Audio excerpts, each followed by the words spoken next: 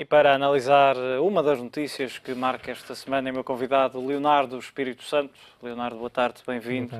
Não te vou perguntar se foi uma surpresa, porque de resto a generalidade do mercado, e penso que tu também, já estavam à espera, não de agora, mas há algum tempo, sim, desta decisão. Eu começo pela última parte, que é se esta medida vai surtir os efeitos que se pretendem e se calhar não foi descabido o aviso quase imediatamente a seguir ao anúncio de Mário Draghi de que o estímulo para o crescimento económico não deve partir do BCE, mas sim dos próprios governos de cada país. Claro, acho que esse ponto tem toda a razão de ser, porque é verdade que temos condições únicas neste momento, em termos financeiros. Temos taxas de juros, são taxas de um nível já muito baixo, mesmo antes do anúncio deste programa e mesmo antes do mercado começar a descontar este mesmo programa que tem um impacto nas taxas de juros, mas mesmo assim as taxas já estavam muito baixas, mas isso não é, só por si não é suficiente para que a economia cresça. Aliás, o próprio Mário Draghi ontem também fez questão de deixar isso muito claro e de sublinhar esse ponto várias vezes. É preciso, e ele tem-no dito incessantemente, de vezes sem conta, que é preciso que os respectivos governos façam também agora o seu trabalho. É preciso que haja confiança, porque sem confiança, mesmo com taxas de juros muito baixas, não há nem consumo, nem, sobretudo, nem investimento. E é isso que se tem visto, apesar de haver uma ligeira melhoria na concessão de crédito, mas os bancos continuam a recuperar muito lentamente. E poderemos assistir, e víamos na reportagem também o próprio reflexo que poderá ter, não apenas o montante das compras, mas também a questão da banca, o papel da banca, precisamente na concessão de crédito, no financiamento de novas obras, de investimento, mas poderá despoltar esse gatilho, essa falta que temos sentido, ou seja, poderá haver agora aqui um desbloqueio maior com os bancos e os fundos de pensões a entregarem os montantes de dívida que têm em carteira, dentro dos parâmetros que o BCE aceita comprar, e depois usar esse dinheiro para reinvestir? Pois, lá está, é preciso que os bancos sentam realmente mais confiança na economia. Os bancos não têm sentido porque tiveram, realmente, de forma recente, perdas muito grandes nas suas carteiras de crédito. Tiveram que desalavancar. Enfim, esse trabalho estará totalmente feito, ou praticamente totalmente feito, mas é preciso agora olhar para a frente e ter confiança na economia para voltar a ganhar dinheiro. É verdade que os bancos, neste momento, têm, para fazerem dinheiro, para terem resultados, se não aumentarem o crédito, não se está realmente bem a ver como é que outras formas terão de gerar negócio, de gerar receita, porque o investimento em dívida pública cada vez mais tem uma remuneração cada vez mais perto de zero. A própria, enfim, ter o dinheiro parado também do BCE já há algum tempo esta parte, que também é penalizado, tem uma taxa negativa, portanto os bancos pagam por ter a liquidez parada. Portanto, tem cada vez mais incentivo a pôr o dinheiro, no fundo, a circular na economia através do crédito. Isso é algo que realmente até agora não tem acontecido, ou tem acontecido muito pouco, mas conforme o BCE vai apertando mais as condições para que isso aconteça, lá está, por si só não é suficiente, mas é cada vez mais incontornável para os bancos terem que ceder crédito, que no fundo é esse o seu negócio natural. No imediato, e além deste estímulo económico, ou monetário, aliás, temos também, ou vamos assistir a um estímulo ao nível das expectativas das empresas, das famílias, e falavas disso há pouco, este cenário de entrada quase à inflação, ou da baixa inflação, acaba por ser um reflexo disso mesmo, a falta de expectativas das empresas, das famílias, consome-se menos, investe-se menos. Poderá ajudar aqui a inverter um pouco, pelo menos agora no curto, médio prazo, até se perceber não só os efeitos que esta medida pode surtir, como de outras medidas que o BCE já estava a implementar? Acho que enfim, é uma resposta um pouco economista, mas por um lado a verdade é que isto ajuda, claro que ajuda, porque não é só as taxas de juros que descem, é também todos os outros ativos de risco, nomeadamente as ações que sobem. Isso tem um impacto ao nível do rendimento dos consumidores, é algo que é pressentido também pelas pessoas, beneficiam dessa subida da generalidade dos ativos e, portanto, há um efeito de rendimento em toda a economia que ajuda, sem dúvida. mas ao mesmo tempo, enfim, é a mesma ideia que tenho transmitido, é que por si só isto não chega por miraculosamente resolver todos os problemas da zona euro. E aqui o principal problema realmente é esse risco de deflação que estas medidas, sobretudo pela parte do inesperado, pela parte que foi acima daquilo que era esperado, dito de outra forma, que vai com certeza ajudar a contrariar. Agora, se será suficiente ou não, e se esta política será eficaz para debelar essas tendências de deflação, penso que independentemente de ser um programa realmente mais agressivo, é provavelmente a discussão que vai centrar os mercados financeiros nos próximos meses. Olhando para, e retomando aqui a questão dos governos e do papel ao nível das reformas que terão que fazer, da austeridade ou das exigências orçamentais que terão que continuar, e a verdade é que podemos dizer em muitos países da moeda única, mas o facto de ter anunciado todo este montante, e a expressão que se tem utilizado é despejar dinheiro para as economias, para o mercado, não poderá tirar aqui alguma vontade de alguns destes governos continuarem, e se calhar por questões mais políticas do que propriamente económico-financeiras, mas de abandonarem um pouco, levantarem um pouco o pé, para essa expressão, ao nível das medidas e do ajustamento que têm vindo a fazer? É óbvio que a pressão é menor, não é? É óbvio porque, de um lado, tem a possibilidade de se financiar, tem um mercado ávido com imenso apetite para a dívida pública, que permite ter taxas de juros a níveis mínimos, recordes.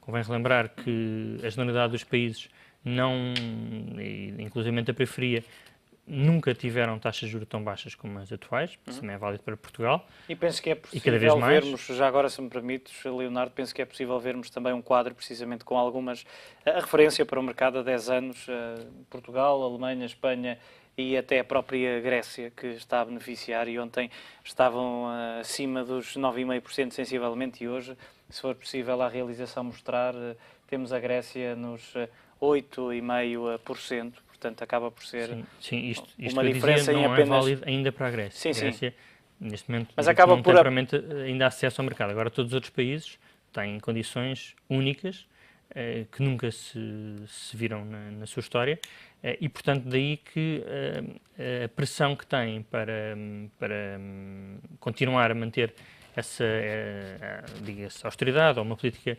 orçamental mais responsável é muito menor, e, portanto, haverá mais tendência, e isso será até mais válido para o nosso caso de Portugal. E vemos agora, Leonardo, nesta altura, Portugal a pagar isto são dados tirados há momentos, quase 2,45 a 10 anos, a Alemanha continua muito baixa, 0,36, Espanha 1,35 e a Grécia, como falávamos, nos 8,5%.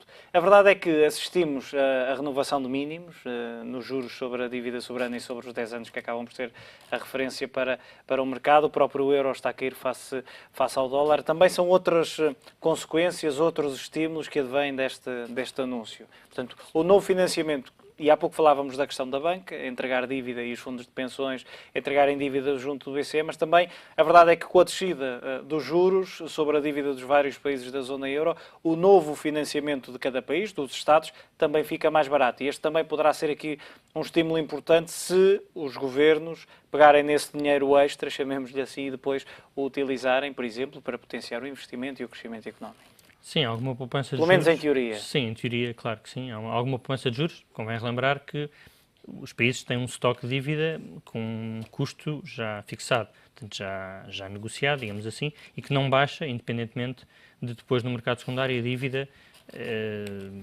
se valorizar e, portanto, a sua taxa de juros também baixar. O que faz é que com que nova dívida seja contratada a uma taxa mais baixa e, portanto, o impacto no custo total, no juros total que um país paga, vai baixando vai baixando lentamente. Portanto, não há um reflexo imediato desta valorização da dívida no mercado.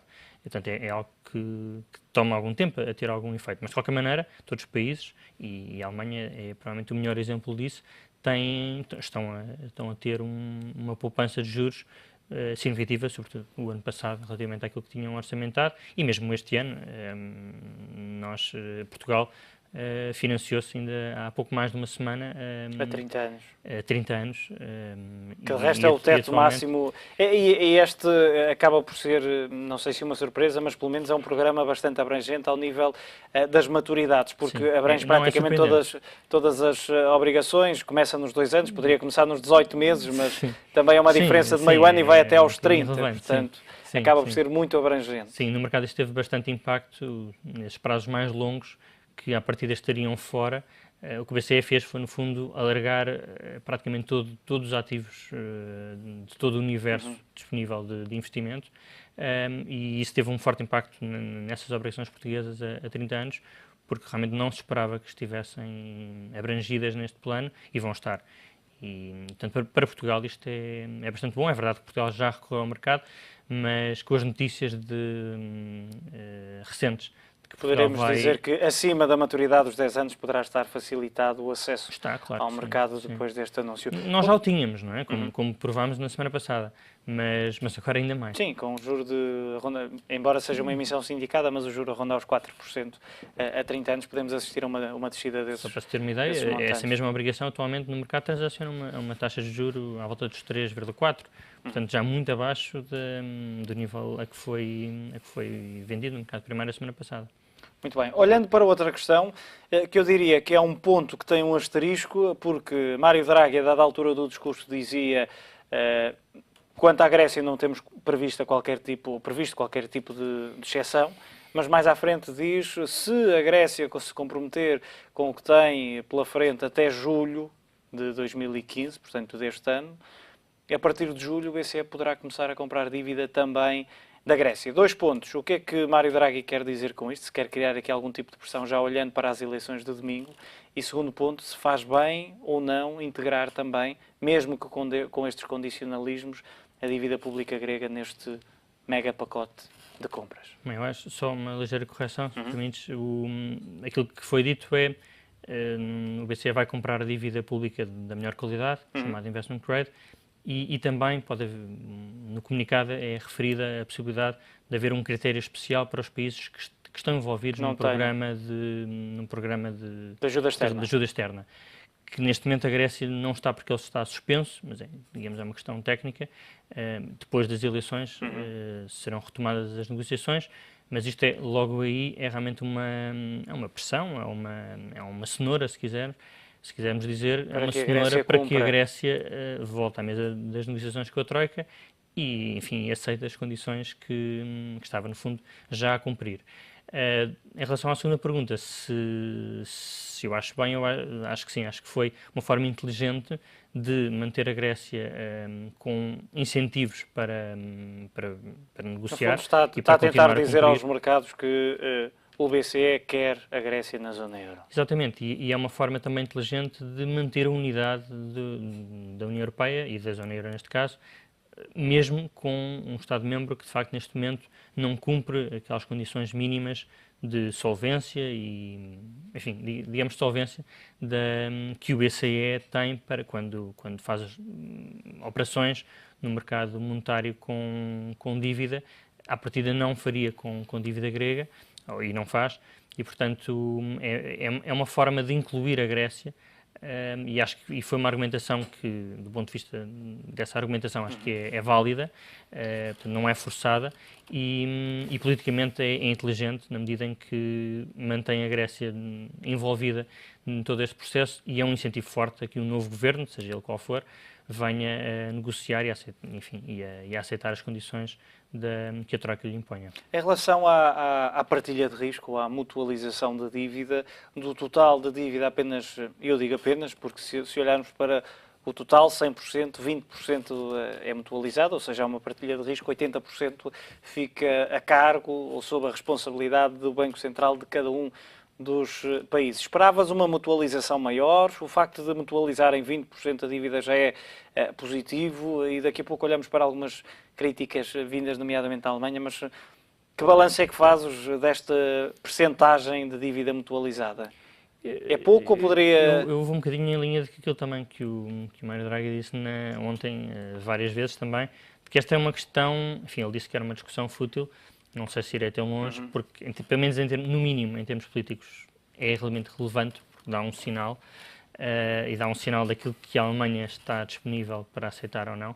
Mas eu julgo que tem muito a ver, essa disponibilidade da Alemanha tem muito a ver com a opinião pública alemã e com, enfim, misturar algo... Questões eleitorais também. Questões não eleitorais, porque a Alemanha não está à beira de eleições, mas enfim, questões, ou de sondagens, para manter o eleitorado alemão em linha com as pretensões do governo.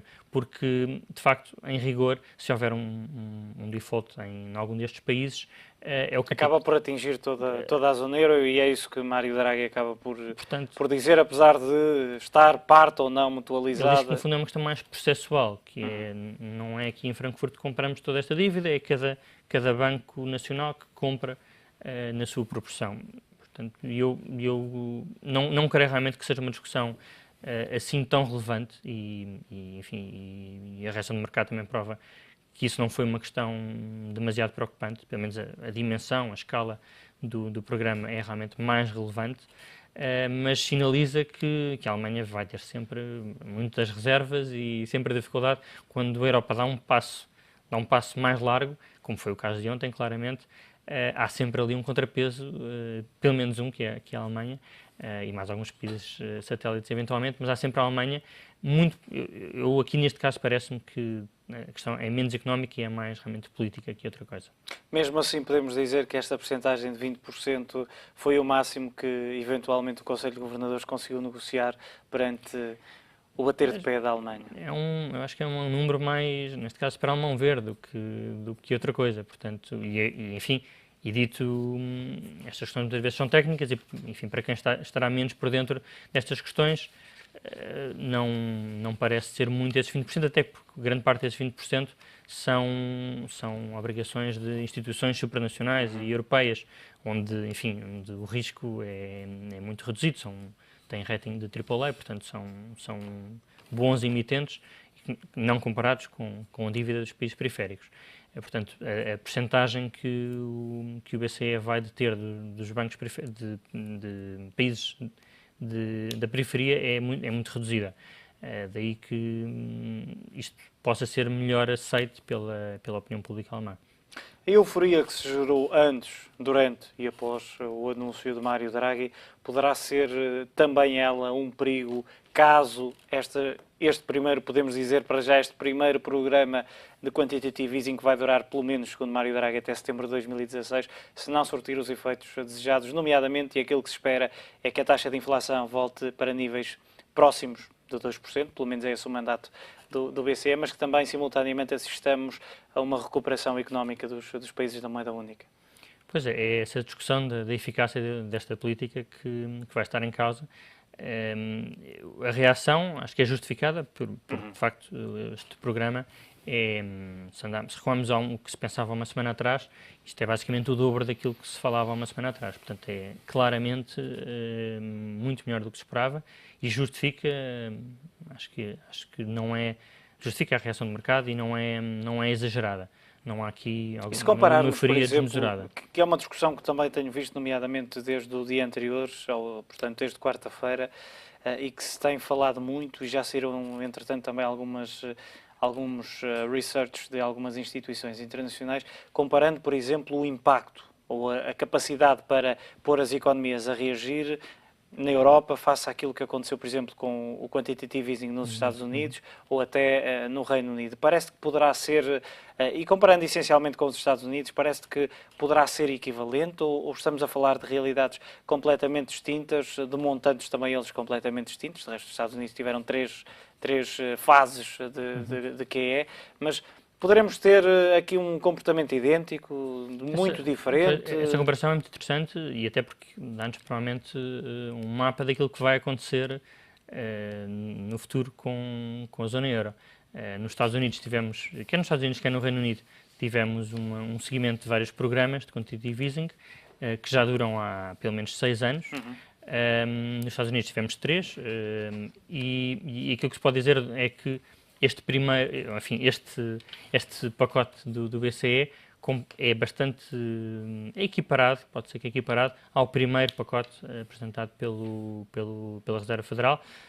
quer em termos de aumento do balanço, quer em termos do peso do montante que estamos aqui em causa, face ao PIB, que neste caso é ligeiramente superior a 10% do PIB. Portanto, ele é similar. A velocidade a que vai ser implementado também é relativamente parecida. Portanto, ao fim de 1 ano e meio, que foi também mais ou menos o que durou o primeiro programa de quantitative easing nos Estados Unidos, vai-se fazer, tendo em conta os números ontem apontados, eles vão ser muito parecidos.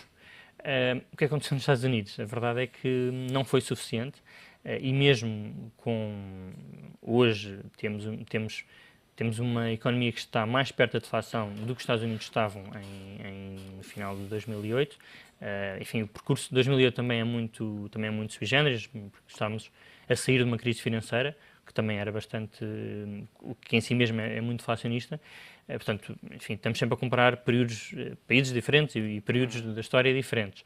Mas se olharmos para o que aconteceu, quer no Banco de Inglaterra, quer sobretudo na Reserva Federal nos Estados Unidos, vemos que provavelmente não será suficiente, apesar deste ser um programa muito forte. E os mais pessimistas depois juntam um outro Banco Central, o do Japão, para dizerem então, que... Mas o Japão, afinal... então, está aí claramente, estamos a falar de outra economia, num contexto ainda mais deflacionista, quer que o europeu, quer que o americano.